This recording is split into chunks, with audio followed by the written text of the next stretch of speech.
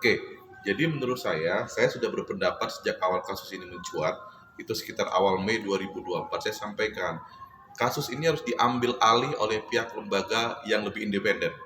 Ya, atau negara dalam hal ini presiden harus membentuk lembaga yang sifatnya itu adalah semi independen, melibatkan Komnas HAM, LPSK, mungkin juga pihak Mabes Polri untuk lebih menangani kasus secara tuntas.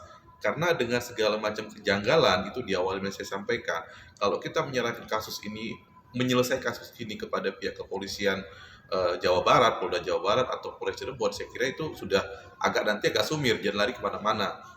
Apalagi dan fakta ini kemudian kan muncul kan, semakin kesini semakin terang menerang ada persoalan. Pertama yang harus kita pegang adalah dalam proses penyidikan, penuntutan, bahkan putusan, itu tidak ada kebenaran yang mutlak. Tidak ada kebenaran yang absolut. Selalu akan ada proses yang kita sebut dengan kasus-kasus penyimpangan. Baik itu di kasus tingkat penyidikan, penuntutan, bahkan putusan sekalipun, itu tidak serta-merta menjamin seseorang itu bersalah atau tidak bersalah. Karena ada banyak praktek di peradilan yang kayak kira dalam proses pembuktiannya itu bermasalah. Karena itulah kita minta negara harus adil, bentuk di lembaga independen. Apalagi dengan keadaan-keadaan sekarang yang muncul ya, misalnya saksi-saksi kunci sudah muncul. Misalnya Liga Akbar sendiri, itu saksi kunci, itu sudah memberikan keterangannya bahwasanya dia sendiri tidak tahu sebenarnya apa yang terjadi. Dan itu dia kan dihubungin oleh orang tuanya yang P kan, itu Ibtu R gitu kan ya. Sehingga ada persoalan di situ. Nah, sehingga yang paling penting juga adalah ada kesaksian juga.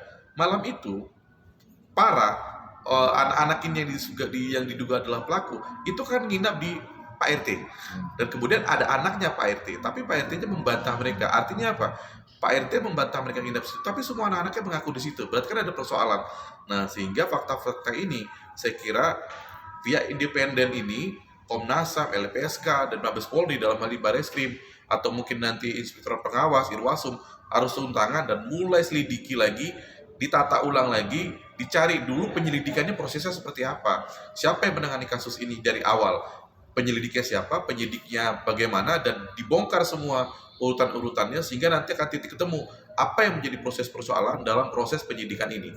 Begitu menurut awal saya sebagai berawal. Segini ya, menurut saya bukan persoalan bertahun-tahun. Di Indonesia ini ada banyak kasus yang janggal-janggal, ya boleh kita katakan, baik kasus pidana maupun kasus perdata. Contoh, saya sendiri nih, perdata dalam hal ini praktisi hukum, ada kasus yang kita pegang, itu usia sertifikat udah 40 tahun. Bisa dibatalkan oleh PT UN hanya gara-gara ada tiba-tiba orang ngeklaim. Bayangkan tuh, sertifikat udah 40 tahun. Pidana juga begitu, ya kan? Ada muncul orang yang sudah nggak bersalah, kemudian entah prosesnya bagaimana pada saat itu, kemudian dia nggak bersalah. Nah, di negara ini itu kadang-kadang, ya kalau misalnya nggak viral, kasus-kasus yang seperti ini nggak muncul gitu loh. Nah, jadi menurut saya ini bukan karena ada kesengajaan, ini karena tiba-tiba ada blessing in disguise, kasus ini viral, maka terbongkar semuanya, kanan-kanan seperti ini. Dan mumpung ini sedang terbongkar, ya negara harus turun tangan. Kalau nggak nanti ya akan ada persoalan-persoalan lain yang mungkin akan timbul terkait dengan kasus ini, jadi lari kemana-mana, jadi bias kemana-mana begitu. Ya sekarang kan dengan era sosial media sekarang, netizen kita kan bilangnya seperti itu. Jadi kadang-kadang negara lewat polisi maupun jaksa ataupun hakim ya, kalau nggak viral dulu ya nggak ada penanganan. Jadi negaranya harus viral dulu, baru konsen, baru orang semua ikut campur, orang turun tangan untuk bagaimana membantu menduduki persoalan ini secara jelas dan clear gitu.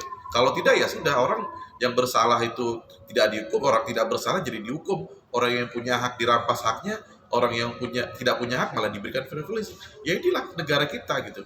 Apa yang terjadi ya ini kondisi hari ini nih, terkait dengan penegakan hukum kita gitu.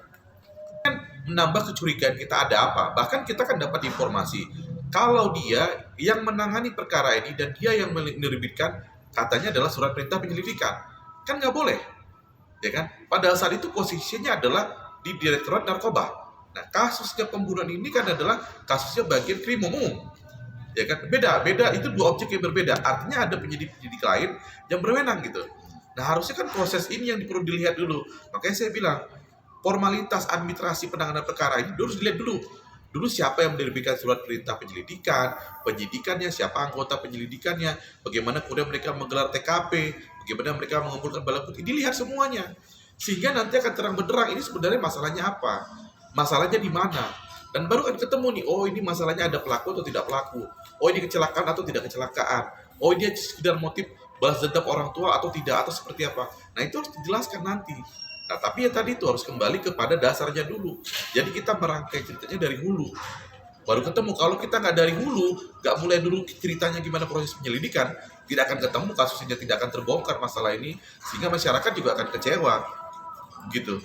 Untuk Sekarang gini lah, kalau menurut saya penegakan hukum itu mau 100 pengacara, 1000 pengacara itu ya itu tergantung. Mau satu orang pengacara pun kalau dia memang jago dan bisa mengungkit kasus ini, itu nggak ada pengaruhnya. Yang paling penting adalah kita berharap para pemangku kebijakan, pengambil keputusan negara ini, Polri, Presiden, DPR, Menteri Hukum dan segala macam, Komnas HAM, LPSK, itu harus betul-betul sama-sama konsen dan bekerja profesional untuk menuntaskan masalah ini. Menurut saya masalah ini gampang kok.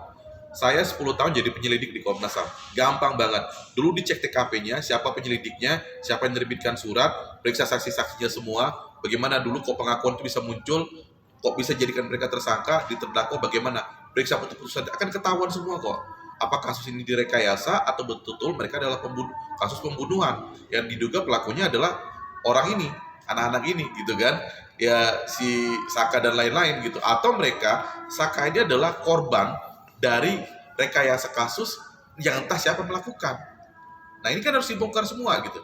Dan saya kira di persoalan gampang kok sebenarnya ya kalau kita betul-betul mau bekerja gitu. Tapi kan persoalan ini saya kira sedang diusur. Saya kira kita percayakan, ya nggak tahu lah bagaimana nih. Apakah bisa betul kita andalkan pihak kepolisian untuk membongkar kasus ini seterang-menerang mungkin, ya atau negara perlu ikut hadir dengan presiden perlu ikut hadir untuk membentuk komisi independen gitu loh, untuk membongkar kasus ini supaya terang benderang dengan melibatkan para profesional dan lembaga negara lainnya begitu.